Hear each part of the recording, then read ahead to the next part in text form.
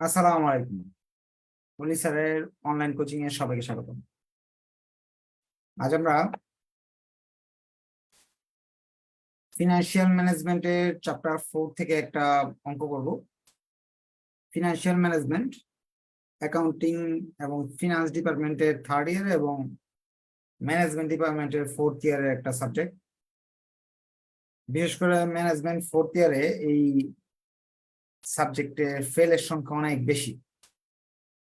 কারণ হলো এখানে থিওরিগুলো ইংরেজিতে লিখতে হয়, অঙ্ক দিতে পারলে পাস করা যায় বা ভালো রেজাল্ট করা যায়। এই বইতে টোটাল 6টা অধ্যায় আছে। এই কথাগুলো কয়েকদিন পর পরে প্রতি ক্লাসেই বলি, ভর্তি কিছুটা বিরক্ত হয়। কিছু করার নাই, বিরক্ত এখানে না হইলে আপনার মেসেঞ্জার গ্রুপে বিরক্তি বোধ আসবে, কারণ মেসেঞ্জার গ্রুপে ছাত্রগুলো আপনাকে, নতুন ছাত্র যারা, একই কথা বারবার আপনাদের প্রশ্ন করে, আমাকে প্রশ্ন করে, এই জন্য বারবার বলা হয়। এই 6টা অধ্যায় আছে। এই 6টা অধ্যায় থেকে মোটামুটি 5টা বা 6টা প্রশ্ন হয় প্রতি বছরই। তার মানে সবগুলো অধ্যায় থেকেই প্রশ্ন আসার সম্ভাবনা আছে। এর মাঝে চ্যাপ্টার 2, 3 এবং চ্যাপ্টার 5 থেকেই প্রতি বছর কনফার্ম 10 করে নাম্বার আসে। সো যারা নতুন ভর্তি হয়েছেন, এই চ্যাপ্টারটা কঠিন লাগতেছে এরকম যদি মনে হয়, তাহলে চ্যাপ্টার 5 এবং 2 একা একা বাসায় করতে থাকেন, আর এটা আমার সঙ্গে সঙ্গে করতে থাকেন। 4 শেষ হলে আমি 5 করাবো, 6 করাবো, 7 করাবো, পরে আবার 2 করাবো, পরে 3 করাবো, অর্থাৎ চক্র আকারে সবগুলো চ্যাপ্টারেই করানো হবে, কোনোটাই বাদ যাবে না। আর চ্যাপ্টার 2, 3 করেন নাই বলে চ্যাপ্টার 4 করতে পারবেন না এরকম না। এই 2, 3 এর সাথে 4 এর কোনো সম্পর্ক নাই, সবগুলাই করানো হবে র্যান্ডম দিয়ে। আচ্ছা, আরেকটা কথা বলে রাখি, এই অধ্যায়টা ম্যানেজমেন্ট ডিপার্টমেন্টের জন্য খুবই ইম্পর্টেন্ট, কারণ 2টা বইতে একই অধ্যায়, অর্থাৎ ফিনান্সিয়াল ম্যানেজমেন্ট এবং ইনভেস্টমেন্ট ম্যানেজমেন্ট 2টা বইতেই এই অধ্যায়টা আছে। 10, 10, 20 পাওয়ার সুযোগ আছে। ক্লাস শুরু করে দিই। তারপরে কোনো কোয়েশ্চেন থাকলে আপনার কমেন্টে, চ্যাট বক্সে অথবা জুম জুম ক্লাসে যারা উপস্থিত আছেন হাত উঠিয়ে আমাকে প্রশ্ন করতে পারবেন। আমি ইনশাল্লাহ প্রশ্নের উত্তর দেওয়ার চেষ্টা করব। ডিভিডেন্ড পলিসির গত ক্লাসে আমরা বেসিক অনেক কিছু আলোচনা করছিলাম। যদি আপনারা গত ক্লাস দেখে থাকেন তাহলে এটার বাস্তব চিত্রটা আপনি বুঝতে পারবেন যে ডিভিডেন্ড পলিসি কেন, কিভাবে করা হয়। আর যদি গত ক্লাস না দেখেন তাও আজকের ক্লাস বুঝবেন। এই অধ্যায়ে 4 ধরনের অঙ্ক আছে।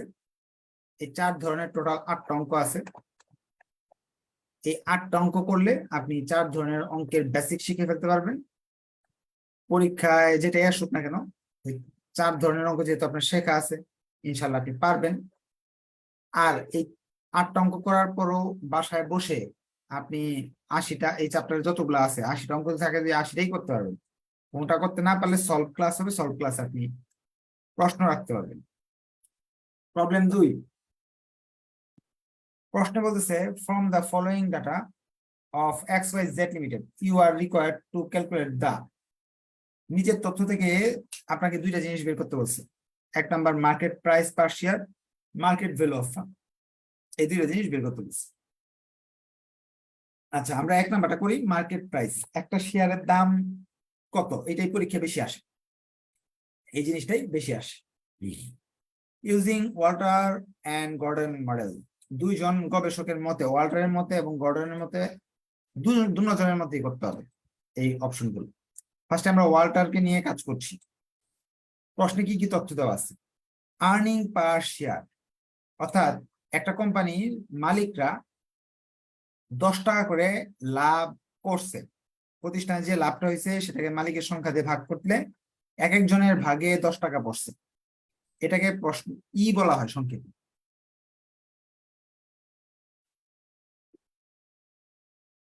আর্নিং পার শেয়ার 20 টাকা, এটাকে সংক্ষেপে বলা হয়। পরবর্তীতে হচ্ছে ক্যাপিটালাইজেশন রেট 12%, যে ব্যক্তি এখানে বিনিয়োগ করছে তার মূলধনের সুদ আছে 12%, অর্থাৎ কেই, ধরেন সে ঋণ করে নিয়ে আসছে টাকাটা, 12% তাকে সুদ দিতে হচ্ছে। বা যে ব্যক্তি বিনিয়োগ করছে সেও তো একটা আশা করতেছে এখান থেকে 1% লাভ পাবো, সেটা হলো 12%। রিটেনশন রেশিও, অর্থাৎ কোম্পানি 40%, 20 টাকার মাঝে 40% তারা রেখে দিবে, বাকি টাকাটা মালিকদের দিয়ে দিবে। কারণ 20 টাকা তো মালিকদেরই, আপনার টাকা, কোম্পানি অনেক টাকা লাভ করছে, প্রত্যেকের 20 টাকা পড়ছে, এর মাঝে 40% তারা রেখে দিবে। এটাকে বি বলা হয়, রিটেনশন রেশিওকে বি বলা হয়। এরপর প্রশ্নটা একটু বুঝতে সময় লাগতেছে, পরে অঙ্ক করতে সুবিধা হবে। নাম্বার অফ শেয়ার, শেয়ার সংখ্যা আছে 50,000।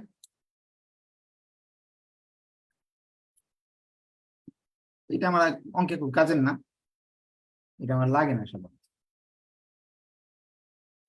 এরপর ইন্টারনাল রেট অফ রিটার্ন 3টা দেওয়া আছে, প্রথমে আমি একটা দিয়ে শুরু করছি। অর্থাৎ সুযোগ ব্যয় 10%, যদি আপনি এখানে টাকা না রেখে বাইরে একটা ব্যাংকে বা অন্য কোনো প্রতিষ্ঠানে রাখতেন, 10% সুদ পাইতেন। এই ইন্টারনাল রেট অফ রিটার্নকে আর বলা হয়। এই তথ্য দিয়ে বলছে ওয়াল্টারের মতে পিও বের করে দেখাও। ওকে, কোনো সমস্যা নাই। ওয়াল্টারের মতে আমরা পিও বের করবো। According to Walter, requirement 1, according to Walter আর কি, ওয়াল্টারের মতে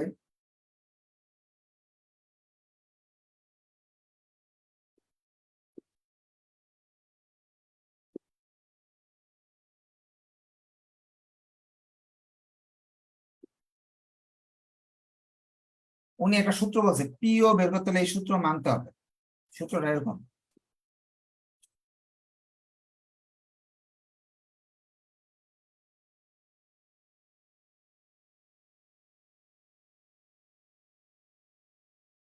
এখন এই সূত্রে আর দেওয়া আছে, কে দেওয়া আছে, কে বা কে একই জিনিস,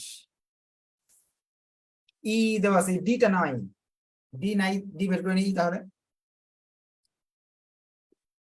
ডি বের করার শর্টকাট সূত্র ই 1 মাইনাস বি, এর মান 20, 1 মাইনাস বি এর মান 40%, 12। যদি এরকম ডি দেওয়া না থাকে, ডি দেওয়া না থাকলে এই সূত্র দিয়ে বের করে নিতে পারবেন।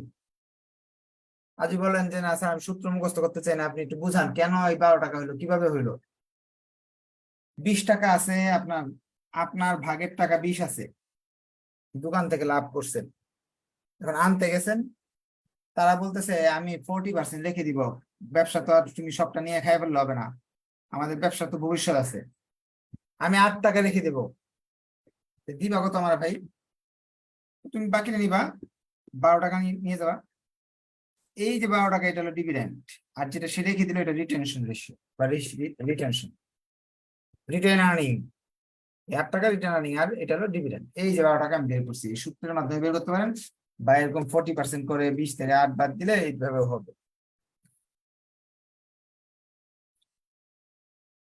এখন আমাদের এখানে মানগুলো বসানোর কাজ, আর কোনো কাজ নাই।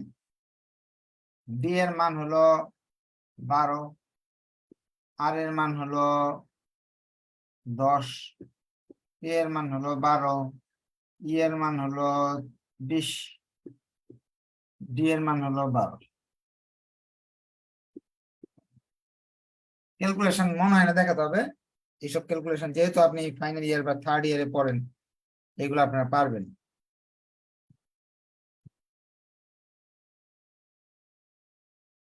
আচ্ছা, একটু একটু দেখাই দিই। এটাতে এটা ভাগ দিছে, ভাগ দিলে যা আসছে এখান থেকে এটা বাদ দিলে 8 আসে, 8 দিয়ে আচ্ছা দেখাই দিই।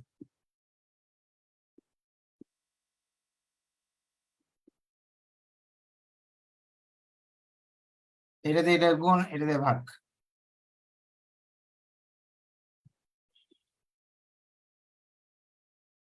10 দিয়ে 12 পয়েন্ট 10 ভাগ পয়েন্ট বা পয়েন্ট 10 ভাগ পয়েন্ট 12 গুণ 8, অনেকেই করে ফেলছে, মাশাআল্লাহ, খুব ভালো।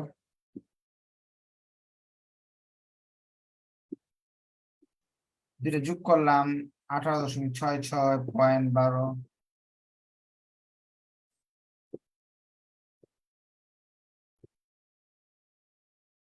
শেষ। পিওর মান বেরিয়ে আসলো 155.56। এইভাবে আপনি ভেঙে ভেঙে করতে পারবেন। যদি আপনি বুঝে থাকেন তাহলে ওকে লেখেন, আর যদি অঙ্ক না বুঝেন তাহলে বলেন স্যার আরেকবার করে দিতে। যারা লাইভে আছেন তারাও লিখতে পারেন, যারা জুমে আছেন তারাও লিখতে পারেন। তারা তো হাত উঠিয়ে কথা বলতে পারেন যে স্যার এই অংশটা বুঝিনি, একটু বুঝাই দেন। অনেকে ওকে লেখছে, তার মানে আপনারা মোটামুটি বুঝতেছেন। আচ্ছা, এখন আমরা এটা গেল 12% গুলো করে ফেলছে অনেকে, মাশাআল্লাহ খুব ভালো। এখন তারা তো বলছে যে ইউ বের করতে হবে, কি বলে এটাকে,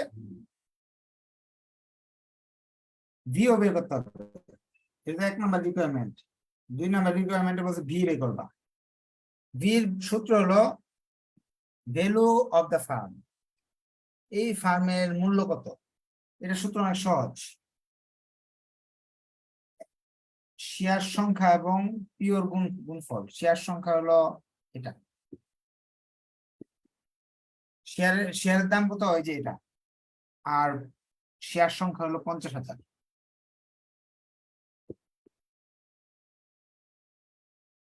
গুণ করলে টাকা আসতেছে 77,78,000।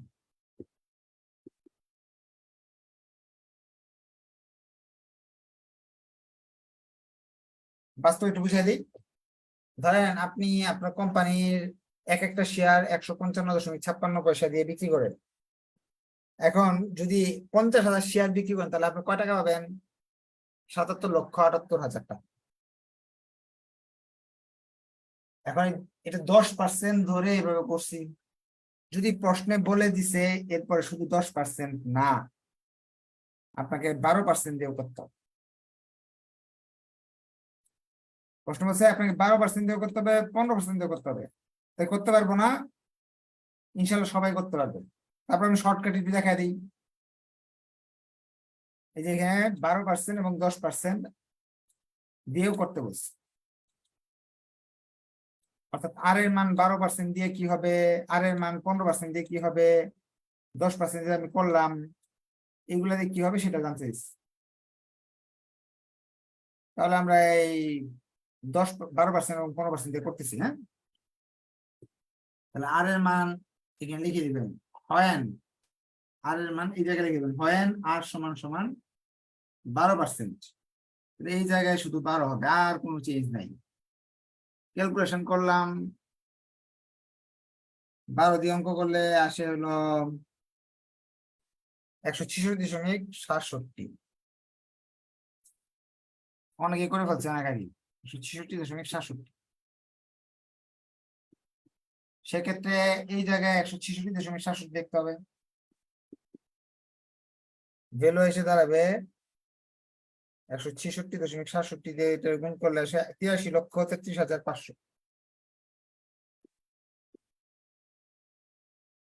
এখন এই আর এর মান 12 জায়গায় আমরা আর এর মানকে 15 দিয়ে করবো, এখানে লিখবো 15।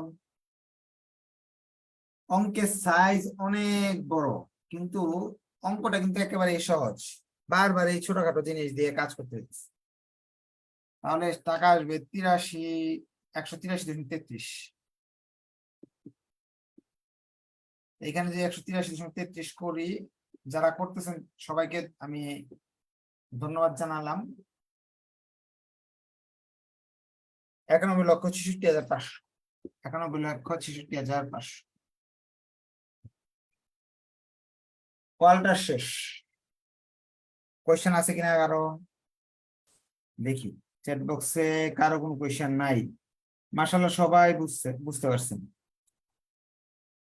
এখন তাহলে আমরা ইয়েতে চলে যাই, গর্ডনের মতে কি হবে সেটাতে যাই। গর্ডনের মতে এই কাজগুলো আবার করতে হবে। গর্ডন বলতেছে according to Gordon model.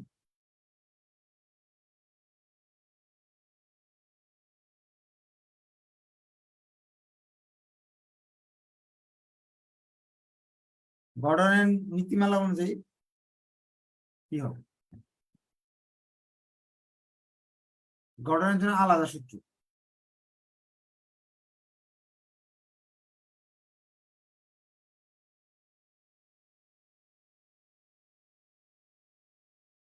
D এর মান 12 টাকা আমরা বের করেছি আগে, কে এর মান 0.12, ডি এর মান 40% মানে 0.40 জিবি, আর এর মান প্রথমে 10, আর এর মান একবার 10 নিতে হবে। 10 দিয়ে যদি আমি করি সেই হিসাবে আমার মান আসতেছে উপরে 12, নিচে 0.12 মাইনাস এই দুটা যদি গুণ করি 0.04, 12.08 ভাগ করলে থাকে 150।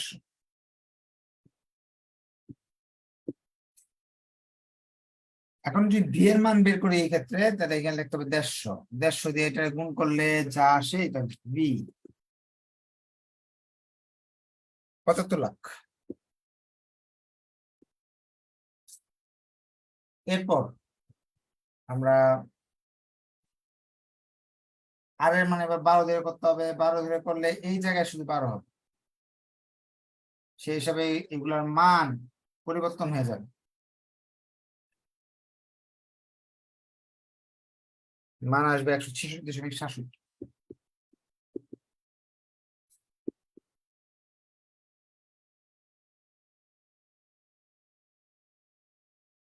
83,33,500।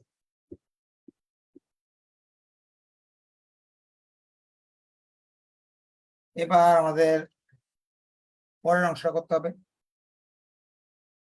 12 জায়গায় আমরা এবার 15 দিয়ে করবো, এই জায়গায় 15 হবে। আমি তো মুছে মুছে করে ফেলতেছি, আপনাকে অনেকবার করতে হবে, একটু ধৈর্যের কাজ এটা, কিন্তু ধৈর্য যাদের ধৈর্য আছে তারা পারবে। অনেক সহজ অঙ্ক, বারবার এক কথায় এক কাজে করতে হবে, বারবার বারবার করতে দিতেছে, কিন্তু অঙ্কটা সহজ। তার পরীক্ষায় অনেক সময় আছে আপনার হাতে, কিন্তু আপনি অঙ্ক পারেন না, তাহলে তো কোনো লাভ নাই। এটা সহজ অঙ্ক, একটু বেশি সময় লাগুক, 10 নম্বর পেয়ে গেলেন, তাহলে আপনার লাভ আছে। যাদের প্রশ্ন আছে হাত উঠাতে পারেন, বলেন কি প্রশ্ন। আসসালামু আলাইকুম স্যার। স্যার, ওয়ালাইকুম আসসালাম। মার্কেট ভ্যালু মানে কি স্যার? হ্যাঁ, আর একটি প্রশ্ন স্যার, যে মার্কেট ভ্যালু অফ ফার্ম এটার মানে কি স্যার? আর একটা প্রশ্ন স্যার, এই সূত্রগুলা কি ছোট বা বড় হাতের যে কোনো হাতে দিলে হবে?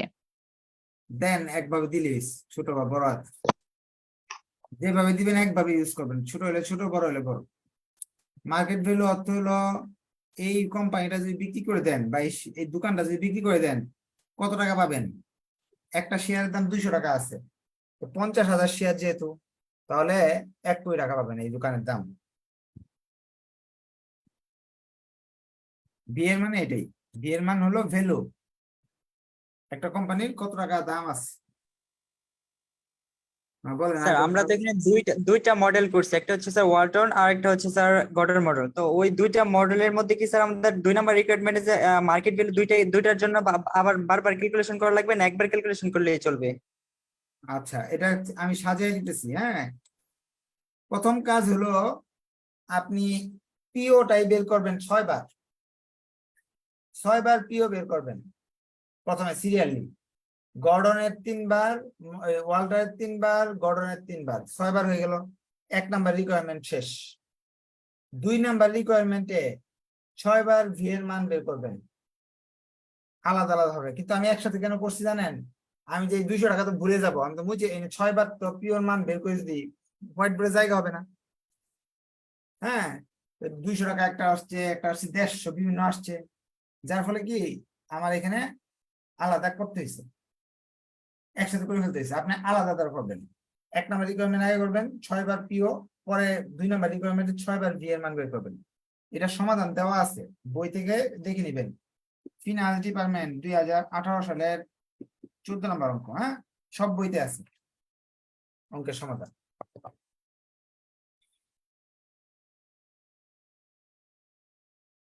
আর তো মনে হয় কারো কোন কোয়েশ্চেন দেখছি না। আলহামদুলিল্লাহ একজন বুঝতে পারছে। আচ্ছা ঠিক আছে, আপনাদের কোয়েশ্চেন থাকলে আবার করতে পারবেন, নেক্সট ক্লাসে আপনি ইচ্ছা করলে কোয়েশ্চেন করতে পারবেন। আপনি যদি স্পেশাল ব্যাচ স্টুডেন্ট হন, কোয়েশ্চেন যদি আমি বেঁচে থাকি পরীক্ষার আগের রাতও করতে পারবেন। হ্যাঁ, ধন্যবাদ সবাইকে। আপনারা একটু ভিডিও দেখে দেখে পড়বেন এবং আপনাদের শেয়ার মেনশন করবেন আপনাদের ফ্রেন্ডদেরকে। ধন্যবাদ সবাইকে, আসসালামু আলাইকুম।